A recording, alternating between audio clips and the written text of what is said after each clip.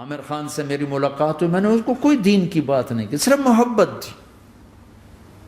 اب تک اس کے میسج آتے کہ میں زندگی میں کسی سے متاثر نہیں ہوا، تم پہلے آدمی ہو جس سے میں متاثر ہوں. میں نے کوئی جادو کیا، صرف محبت. لوگوں کو محبت دو، قریب ہوں گے. میں جب گیا بڑی مشکل سے اللہ نے، ملاقات کا کوئی راستہ ہی نہیں تھا، وہ مجھے نہیں جانتا تھا، میں اسے نہیں جانتا تھا، تو کوئی موقع نہیں مل رہا تھا ملاقات کا. تو اللہ نے شاہد آفریدی کو بھیج دیا. شاہد آفریدی اس کی دوستی تھی، ہمارا جو کرکٹر ہے. میں نے اس سے فون پر کہا یار میری ملاقات تو کرا. اس نے ملاقات کروائی. تو اس نے مجھے کہا آدھا گھنٹہ ہے، آدھا گھنٹہ. جب میں پہنچا میکسیمم پونا گھنٹہ. میں کہا ٹھیک. میں گیا تو وہ سہما ہوا چہرہ کہ بھئی مولانا آ گیا، پتہ نہیں کیا کہیں گے، بھئی یہ تو کیا کر رہا ہے، تو حرام کر رہا ہے، ناچ رہا ہے، گا رہا ہے، توبہ کر، ابھی تیرے لیے دوزخ کا فیصلہ ہو جائے. پتہ نہیں کیا ہو، وہ ڈرا ہوا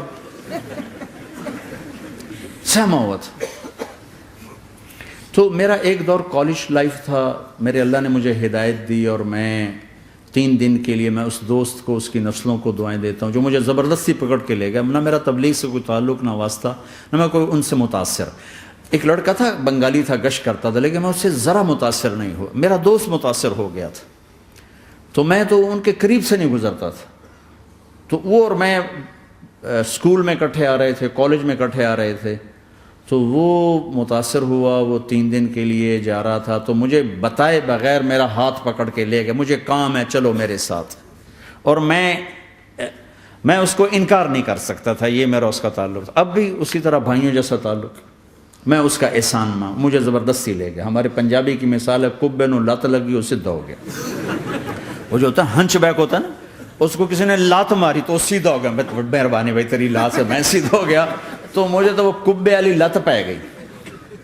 تو اللہ نے مجھے اس طرف لگا دیا. اور جب میری کالج لائف، میں نے کالج کا بہترین سنگر تھا، اسکول کا بہترین، یہ جنید جمشید کیا ہے جو اس زمانے میں یہ سارا کو اٹھایا میں نے سارا کیا ہے. تو اب وہ بیچارہ ایسے بیٹھا ہوا. تو میں نے اس سے بیٹھتے ہی فلموں کی باتیں شروع کر دی. اور تھوڑی دیر بعد کہ میں نے محسوس کیا کہ فرام 60 to 72 جو فلم انڈسٹری کو جتنا میں جانتا تھا اتنا وہ نہیں جانتا تھا. تو اس کے اوپر میرے علم کا روپ پڑ گیا. اس کی لائن کا علم تھا نا. تو حیران پریشان، یہ واز تو ہو نہیں رہا. تو کبھی دلیپ کمار کی باتیں شروع ہو گئیں، کبھی راج کپور کی شروع ہو گئیں، اور کبھی محبوب صاحب شروع ہو گئے، کبھی مدن موہن شروع ہو گئے. وہ آدھا گھنٹہ تو یوں ہی گزر گیا. تو آدھے گھنٹے کے بعد میں نے کہا جی ہمارا تو ٹائم اوور کا نہیں، اٹھیں چلے ادھر چل کے بیٹھتے. وہ کھانے کی ٹیبل پر تھے تو ہم وہاں جا کے بیٹھ گئے. پھر وہیں باتیں شروع ہو گئیں. جب اس کا سارا خوف دور ہو گیا اور ریلیکس ہو گیا، اس میں 1.25 گھنٹے سے 50 منٹ گزر گئے تھے.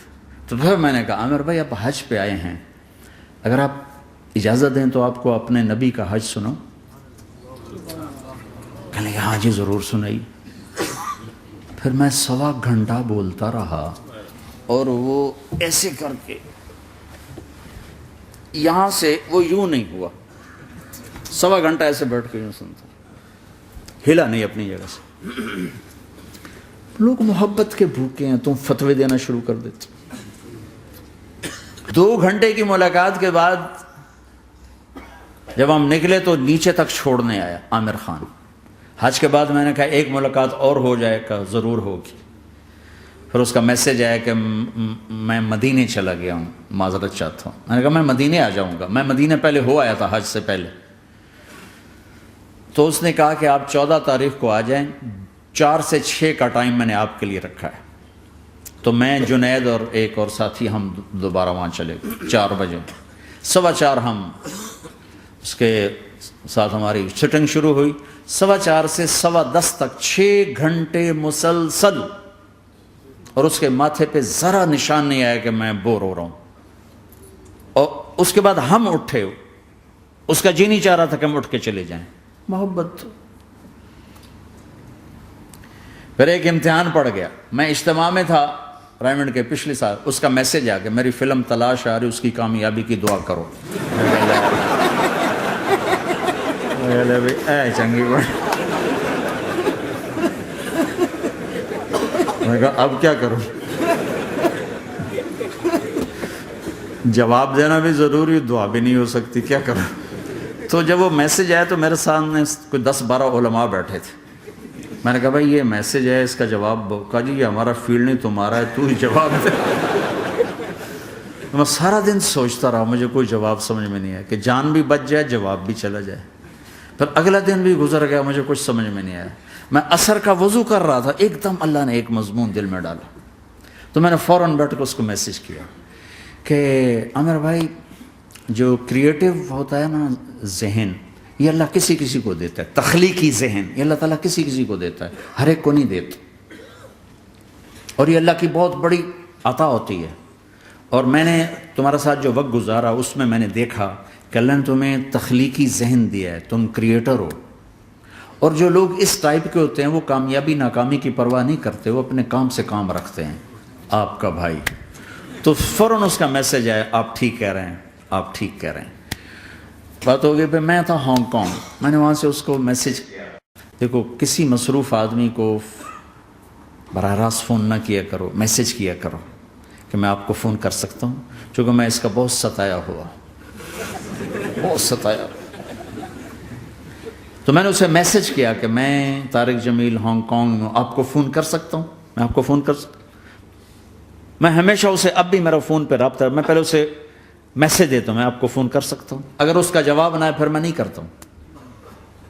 کبھی وہ خود کر لیتا ہے، کبھی وہ میسج دے دیتا ہے کال کر لیں. تو تھوڑی دیر بعد اس کا فون آ گیا کیونکہ میں اس وقت دلی میں ہوں، کانفرنس میں تھا. تو میں نے آپ کا میسج دیکھا تھا، میں اٹھ کے باہر آ گیا ہوں، ابھی آپ سے بات کر کے پھر میں جاؤں گا. تو اسے باتیں کرتے کرتے کہنے لگا آپ کی دعا سے میری فلم کامیاب ہو گئی. میں کہا یا اللہ میں کوئی نہیں کیتی تینوں.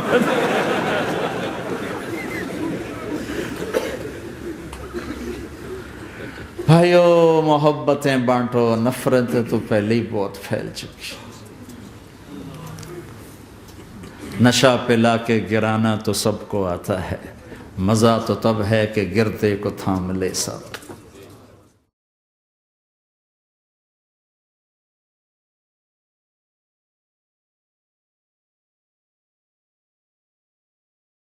لا إله إلا الله محمد رسول الله عليه صلاة الله وآله والأحبة.